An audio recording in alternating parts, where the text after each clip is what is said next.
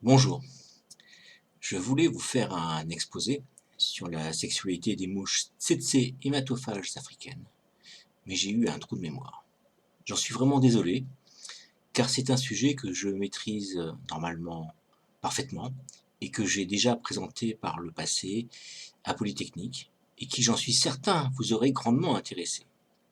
Alors, à la place, l'idée saugrenue, vous en conviendrez, m'est venue de vous parler de trous. La vie est vraiment bizarre. J'ai été salarié, puis chef d'entreprise, et au bout d'un certain nombre d'années, l'on peut dire que j'avais réussi à faire mon trou. Et c'est alors que, bizarrement, je me suis donc retrouvé au sommet de ma carrière. Mais vous le savez tous, la réussite obscurcit la raison, et je n'avais plus les yeux en face des trous, contrairement à mon copain Henri. Ben oui, il est proctologue. Alors, je me suis mis à faire n'importe quoi, et je me suis retrouvé au fond du trou. Normal, me direz-vous, puisque je l'avais déjà creusé moi-même. Je me suis mis à boire, oui, comme un trou, sombrant alors dans une sorte de dépression.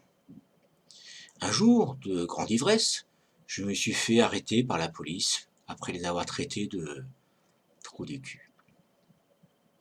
Après avoir creusé dans mon passé, ils ont trouvé un grand trou. C'est un comble. Et après une nuit au trou, j'ai pu sortir. J'ai perdu la raison pendant presque 3 ans. 3 belles années dont je ne garde pas un souvenir précis, l'alcool provoquant des trous de mémoire. Vous en êtes témoin avec mon mémoire sur les mouches tsetse. Vous en voulez la preuve? Voilà le trou de mémoire.